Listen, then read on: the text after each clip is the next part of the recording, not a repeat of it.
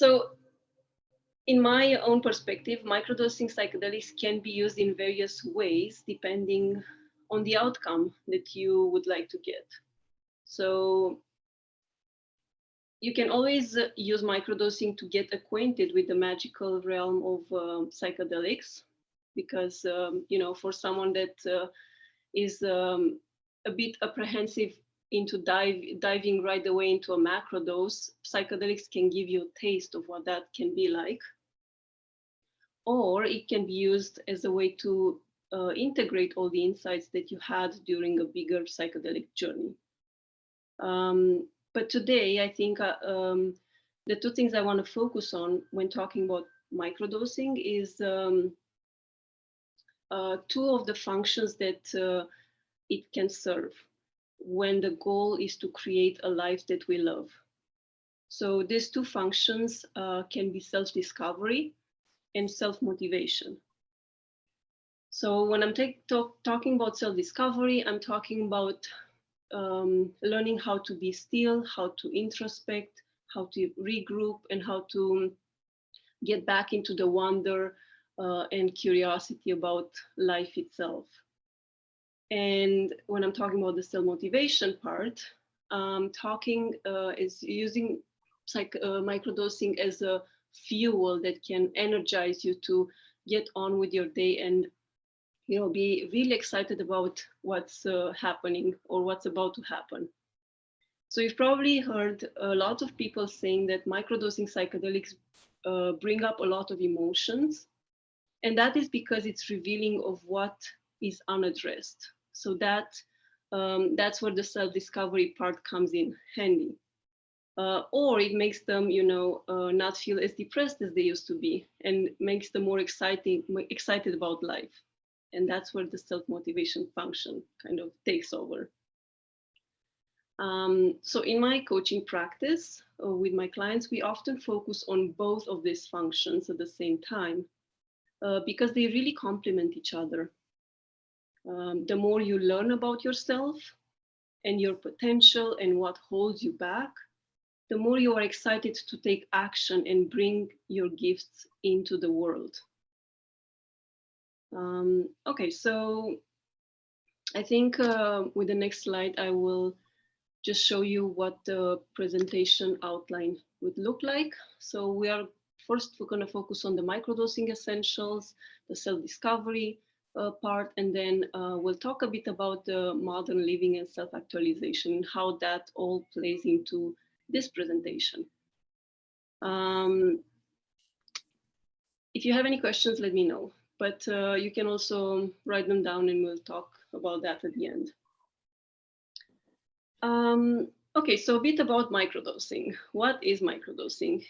I think the definition is, I know that the definition is you take a minimum amount of psychedelic that's sub-perceptual that will definitely have effects on your mood, your energy level, and your creativity level, but it won't be big enough for you to have any psychedelic trips. So this term kind of comes from the pharmaceutical realm, and it used to be used for drugs in trials to be brought on the market, and drugs would be given to subjects in such low doses that they would not necessarily perceive the effect of the drug, but the drug's effect would definitely have physiological impact. So that's kind of how microdosing should be used as well. More of of a way to boost your life in a sense, but not to trip on a daily basis, because you still want to be functional. Now, there are, perceived benefits of microdosing, and all of the evidence is anecdotal so far. There are a few recent studies that have tried to kind of compile the benefits and see how microdosing is impacting people's lives. But there is no very, very accurate study. So some of the benefits that have been reported by users is improved focus, and you've probably noticed that if you've tried microdosing, connection to your feelings, to others, to your ideas. Some people have reported that their anxiety was reduced, whereas other people have said the opposite. So it can have both effects. It can definitely improve your mood, reduce depression or depressive symptoms. It can increase your creativity, enhance your verbal expression. And if you take it according to Paul Stamets' stack, combined with lion's mane and niacin, then it can also have effects on repairing brain injuries and brain trauma. Now, some of the risks and safety, obviously the legality of it, every single country in the world has different laws around psychedelics. So you do want to do your due diligence before even ordering or buying some or possessing some or growing your own.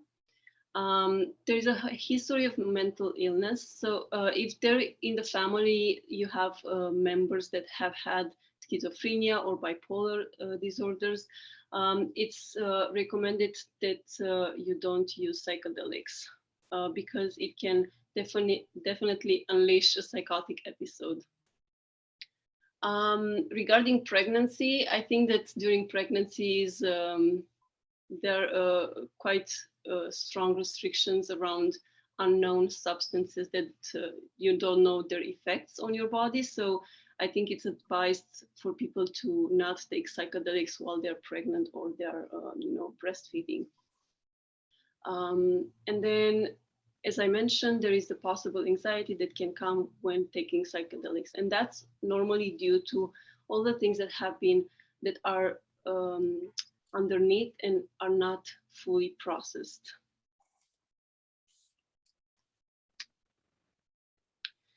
So microdosing protocols. The reason why protocols are useful is for anyone that starts microdosing to start on a structured schedule, and then as you learn more about how microdosing impacts you and how you feel with it and all that, you get like an inner intuition of what works for you and what doesn't. So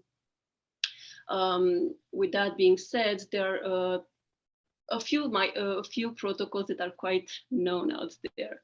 So the one that was promoted by James Fadiman is for mental health and performance enhancement. And James Fadiman is a psychologist that has been interested in psychedelics and microdosing for a long time. He released a microdosing guide, and he also gathered stories around the world of people microdosing. And based on all that data, he kind of suggested his protocol that we are gonna, dive into a bit in the next slide.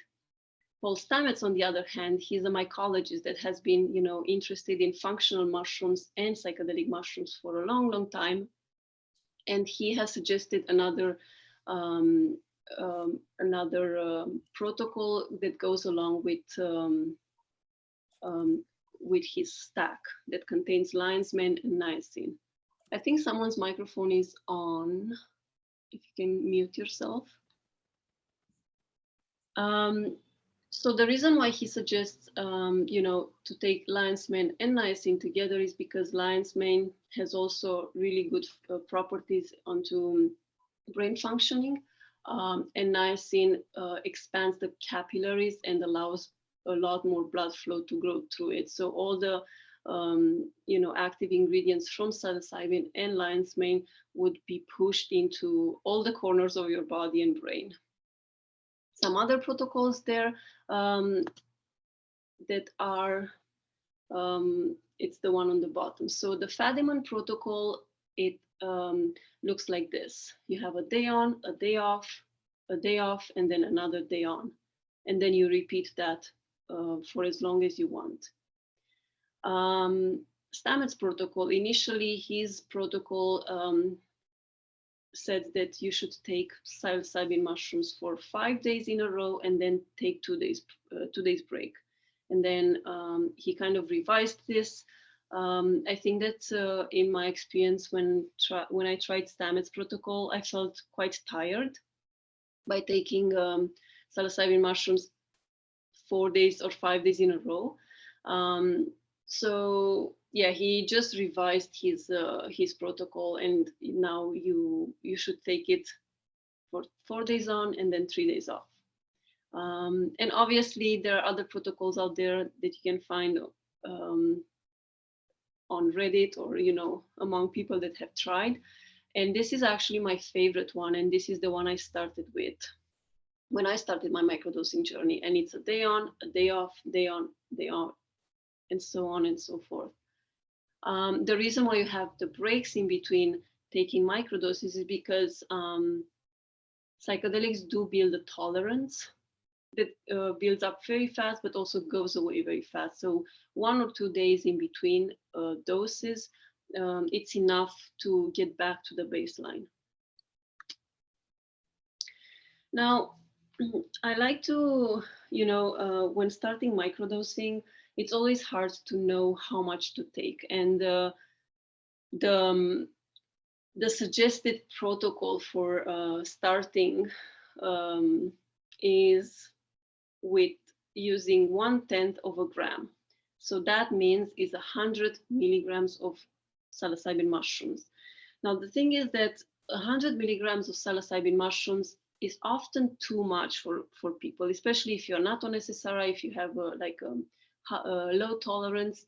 And when I started my microdosing protocol, I realized that was too much, and it made me feel tired. It made me feel emotionally exhausted, very hungry, very thirsty. It felt like I was like I had smoked and cannabis the whole day.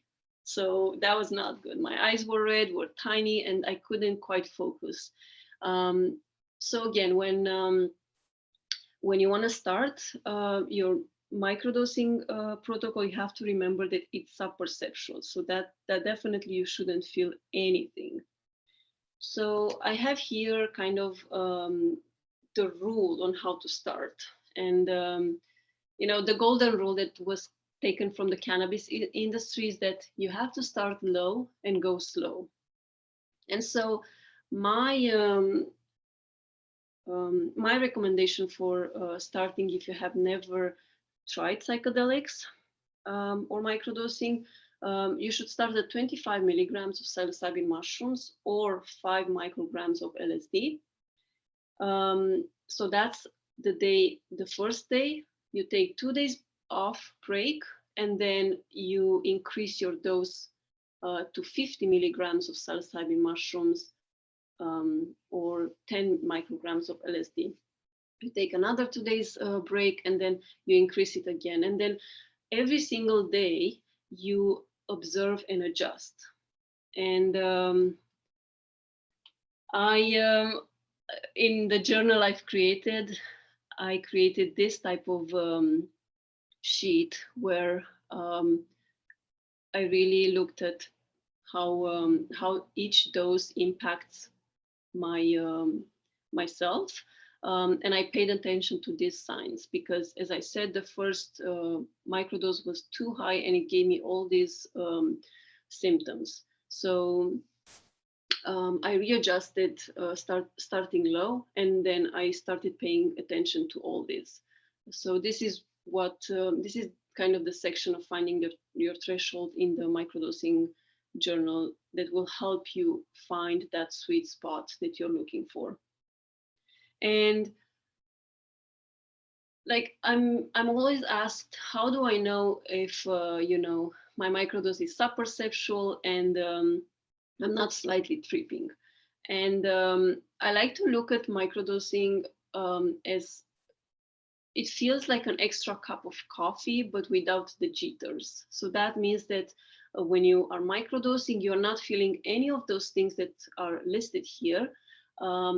but you feel excited about the day ahead, and you feel excited about what's coming, and you are, looking forward to explore and get curious. Now let's dive into the, self-knowledge and self-discovery part. And this is a quote that I really like, because this does represent the underlying philosophy behind my coaching. But it's kind of hard to know yourself. And so where do you start? And now the question is like, what is the true self anyway? But I like to look at it like this. Um, as we are born, we come on this earth as perfect beings, children of the divine, that carry the creative power within. And unfortunately, along the way, we to keep the love of the caregivers, um, and to ensure our survival as helpless little beings, we learn that we need to kind of conceal our true needs, and we have to show up in a different way because not everything we want is accepted. So, maybe we learn that we have to seem happier than we are. Maybe we learn that being too loud is not necessarily desired. Maybe we learn that we have to share things. Fill in the gaps for yourself. What did you need to learn to be accepted and loved and praised? So in one way or another, we had to pretend. We had to build these layers on top of our truest selves. And the layers that I'm talking about, I call masks. And those masks are the way we show up in the world. And the reason why we have here fears, expectations, and limiting beliefs is because those masks are driven by that. Normally, you show up in a certain way because you are afraid of losing something. You show up in a certain way because you know that that's the expectation you need to meet. You show up in a different way because you don't think you can do it any other way. So that's kind of the basic idea. And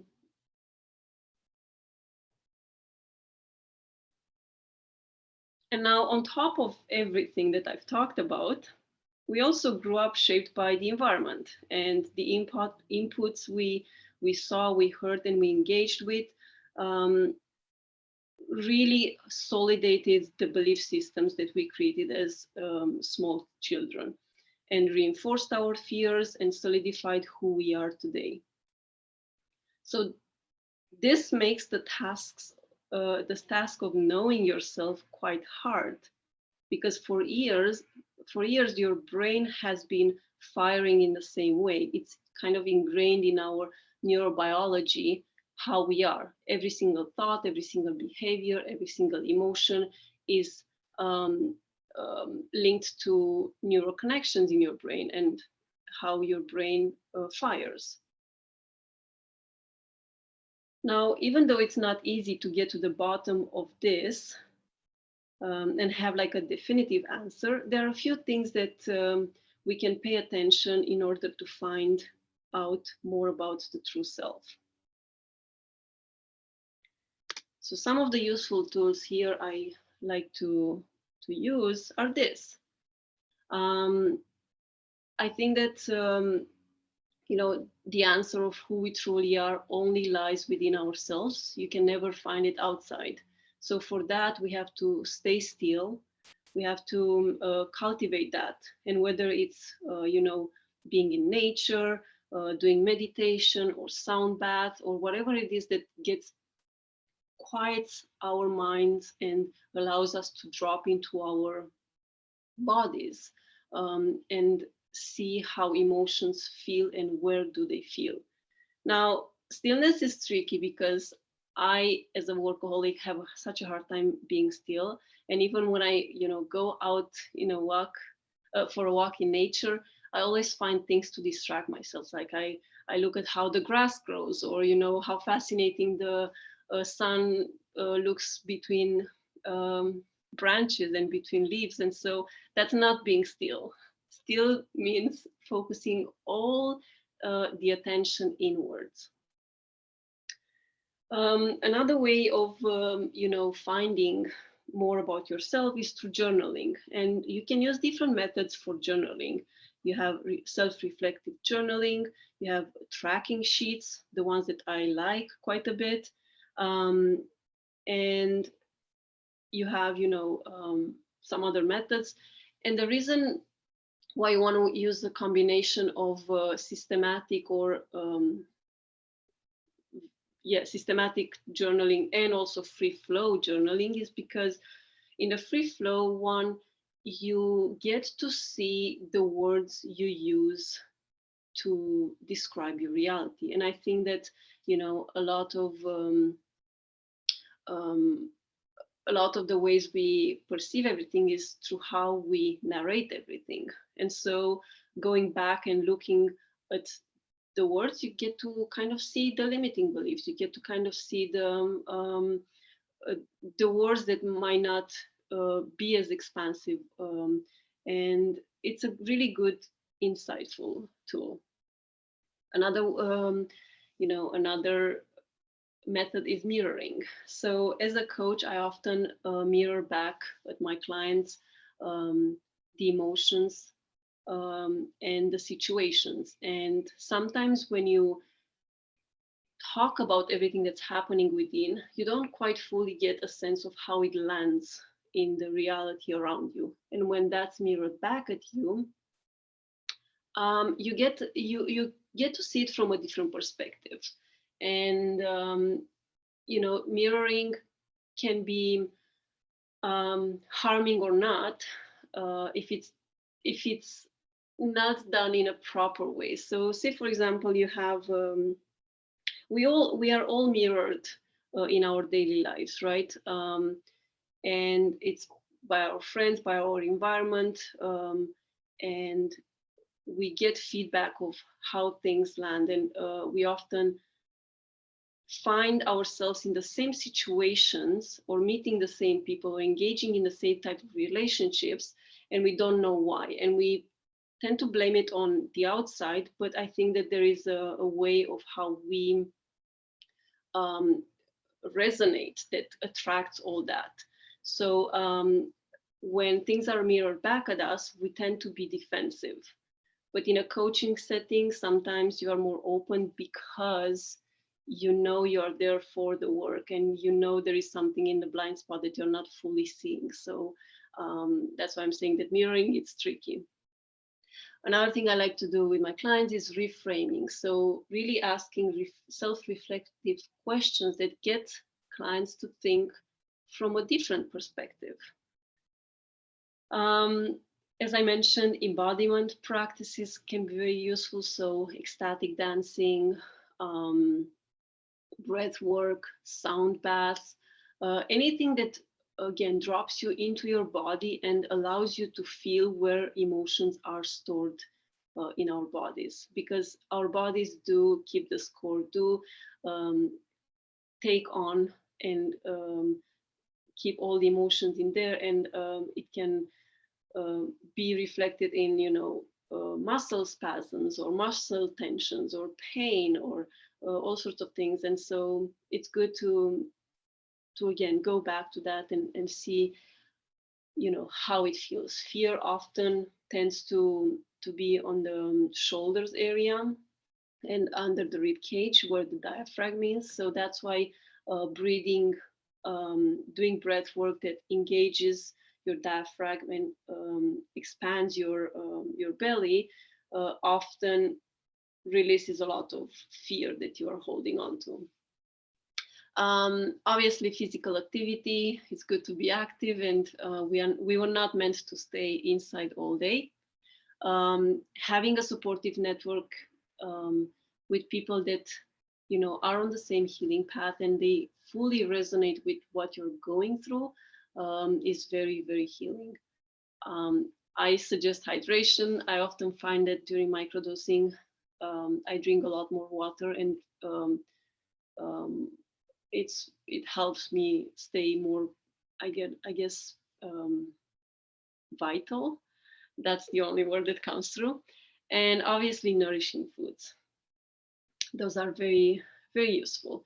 Now, I did mention the systematic tracking that I used in my microdosing practice. So when I started my microdosing, there was no journal out there that would give me, they will allow me to kind of track my experience on a daily basis in a very systematic way. So I made my own. This is part of the microdosing journal.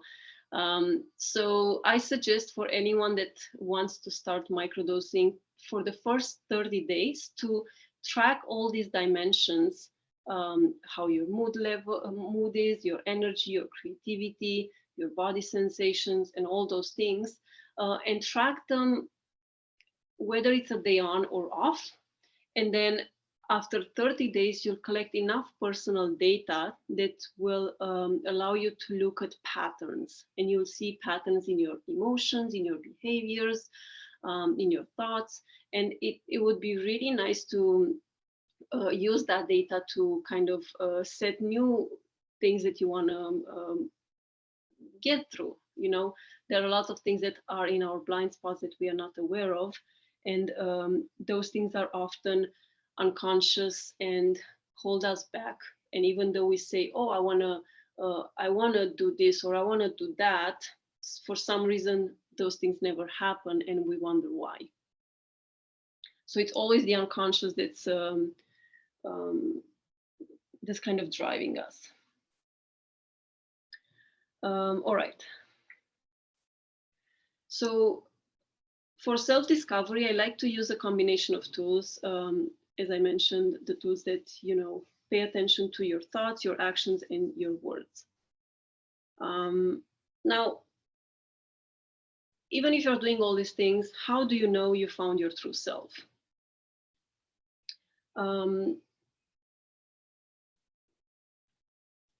Because arguably there are multiple facets of our true selves, and some of them feel truer than others. But the thing is that there are 3 reflective questions that I find that always give me clarity, and these are this: when I am about to do something, I always ask myself, am I afraid of something? Am I trying to fix something? And I apologize for the typos here. And am I trying to prove myself? And if the answer to all those 3 questions is no, then more likely what I'm about to do comes from a more aligned self. And that's where we want to kind of get to, because as I said, we don't want our fears to drive our behaviors. We are not here to fix anything or anyone. We are here to show up for how we are. We are not trying to prove ourselves. That's what ego wants us to do. But I think a life that's more fulfilling really doesn't appeal too much to what the ego wants. All right, so I think it's important to kind of look at modern living and self-actualizations and how these two are linked to the self-discovery journey. And the reason why I'm bringing this up and why I think it's important, it's mostly 2 reasons. There are more reasons, obviously. The first one is because the way we live our lives right now directly impacts our ability to tune in, to find our true self and act from that self. And the second reason is because this search for self is only truly put to good use when we live up to our innate potential. Knowing how these two impact our lives allow us to live more on our terms and less on someone else's terms. So let's kind of dive into the self-actualization part and the potential. So I believe that everyone is, familiar with Maslow's pyramid.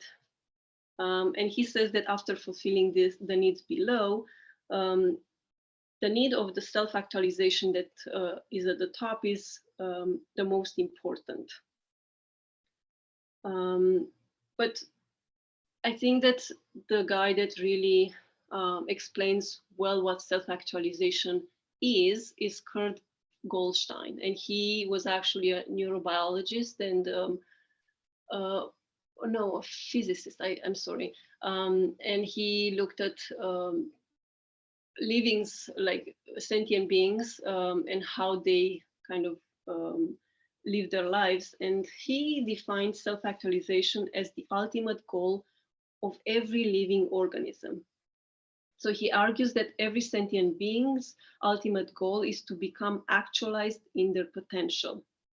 So it's almost like an inborn goal. And observing the animal world, we can see that every single animal kind of behaves in accordance with that overarching motivation. There is nothing really else that they want to do. There is no ego to drive their behavior. So the reason why I'm bringing this up is because in accordance to all that we can that can fulfill us on such a deep level, as I said, it's not always linked to what the ego wants. And obviously, the animal world, their ultimate goal is procreation. But however, humans have developed a new part of the brain that's called the neocortex that kind of changed what our goal is, our potential is, and our purpose is. Let me just see here, the next slide. Okay.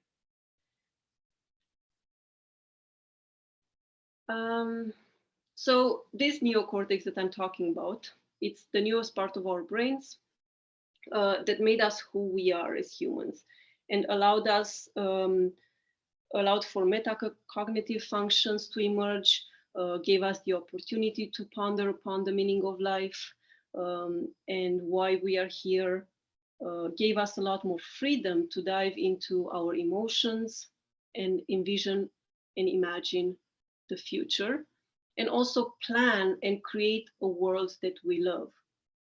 Hence, we are here. And it is this part of the brain that allowed us to kind of refrain from our impulses coming from our limbic system and make sense of our emotions and the world around us. But there is a kind of a problem, because the modern world that we live and we've created for ourselves has not just served us, has not really served us well to attune and align with our true selves. So I think you're well aware that using the latest technology, media channels have pumped a lot of information out there that our brains can't really process, and just leaves us confused about what's true and what's not. And then I will mention the fact that the capitalism has used all its tactics to kind of hijack our limbic system and get us to use instant gratification as a way to navigate our pain and run from our emotions. So I feel like right now we are not just disconnected from our emotions and our purpose, but we are also very tired, very confused about everything that's happening in the world around us. So now, where do you look for guidance? Because this is quite tricky and quite hard, right? And as I said, inside we have all the answers. So we need to learn to connect to our inner wisdom for guidance. Our body knows better than our brains, in a sense. And as I mentioned, there are a lot of modalities that can bring us back to ourselves and help us connect to our purpose. Um, but I think that the fastest way to get there is using psychedelics, and there is hope because a lot of a lot of recent studies have shown how neuroplasticity is enhanced by the use of psychedelics. So, you know, when you stimulate the 5-HT2A receptor, the one that um, psychedelics kind of bind to, you have a few results. You have the production of brain-derived neurotropic factor, and that's a protein that kind of nurtures existing neurons and promotes the genesis of new ones. So this process of increased connectivity between neurons is called dendritic sprouting. And then you also have increased transmission of glutamate. It's the neurotransmitter most responsible for brain function, like cognition, learning, and memory. So obviously, there is hope because through the use of psychedelics, you can increase neuroplasticity. And what does that mean? Neuroplasticity is the brain's ability to create new connection and change its, the way it functions through other outside factors, and in this case, psychedelics. So, you know,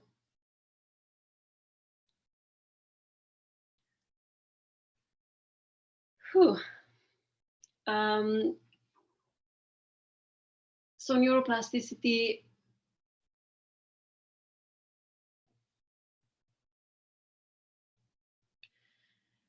yes, as I said, it's the brain's ability to change itself. Now, when you take psychedelics, and that's more obviously when you are taking a macro dose, your default mode network kind of slows down. And the default mode network is the part that kind of coordinates what areas in your brain are lit up and gives you a sense of self and how you should navigate this reality. So when that slows down, you have all these other areas in your brain that start talking to each other. And you get a huge shift in perspective. You get to connect dots you've never connected before, and you get to see things from other points of view.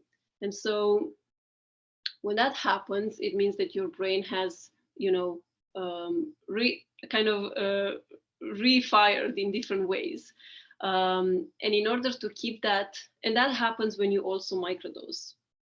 And the reason why you would use microdosing as an integration process is because all those connections that you've made and insights that you had, emotions or feelings during a macrodose, you can kind of bring them back into your through daily practices, and rewire the way your brain fires. So you get to change your emotional response towards certain triggers, or you get to change the way you act in certain situations. And it allows you to be a lot more flexible in navigating uncertainty and not really, base your actions on fear, or on the desire to kind of stay comfortable.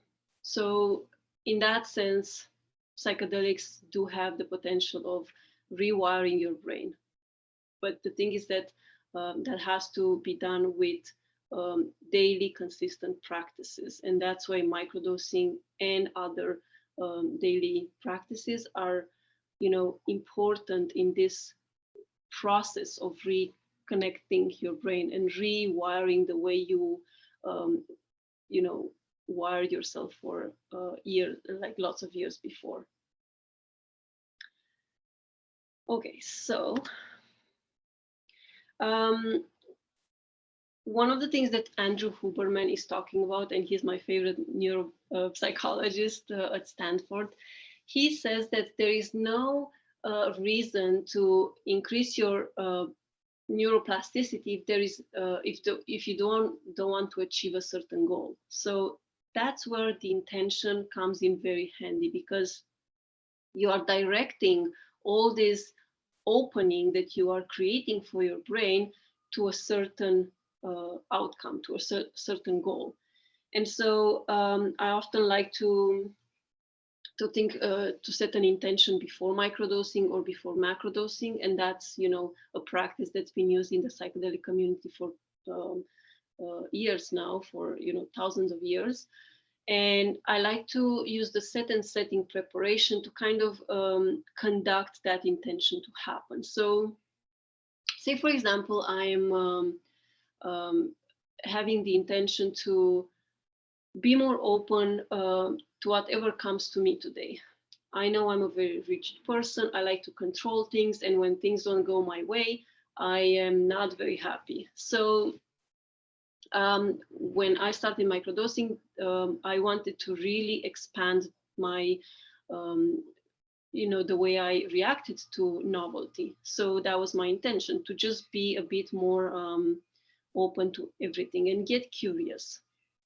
And I used the intention as an anchor, not as a goal. So I didn't beat myself up if I didn't live up to it, because that's another part of the process, is always be have self-compassion for how you show up. You've been wired in a certain way for so many years. It's not gonna be easy to change the way you act just from 1, 2, or 3 tries. It's going to be a constant effort. And when I have that intention, I prepare my mental state to be in a certain way. So I find that when I use grounding practices, like 5 minutes meditation, or just lying down on the floor and scanning my body, that is very, very useful to allow me to slow down and not react. So it's very, helps me with the intention. And then the setting again, I normally do this. So the set refers to how you design the environment around you to kind of support that intention. And I often, microdose and set that intention. If I am maybe not at work, or maybe not where things need to go in a certain way for a day to be successful. Like if I have deadlines or at work, then I can't really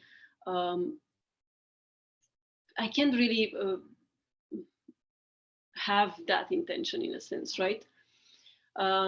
So I would start on a day where things can be a bit more flowy, more open to change. Now, on the other hand, what I like is to use microdosing for entering the flow state and being productive. And for that, I normally use LSD to microdose with. And when I have that intention, for example, to really get this presentation done, or write an article, or whatever it is, that's the intention. And then I, again, create my set and setting to be supportive of that intention. So in that case, for the set, I would prepare my desk and everything that I need to be working on, like right in front of me, so I don't have to make decisions about that, because it's very hard to, to decide when you're microdosing what task is more important. And so I prepare everything, and then I just do a few breaths that help me with focus, or I play a song that I dance on, and then that really helps me focus. And then I sit on my desk and I enter that flow state, and I stay there for how many hours until the task is done. And it's very pleasurable to be in that state of high peak performance. So those are kind of examples of how you can use intention, set and setting um, to really take advantage of the neuroplasticity that happens when you take psychedelics.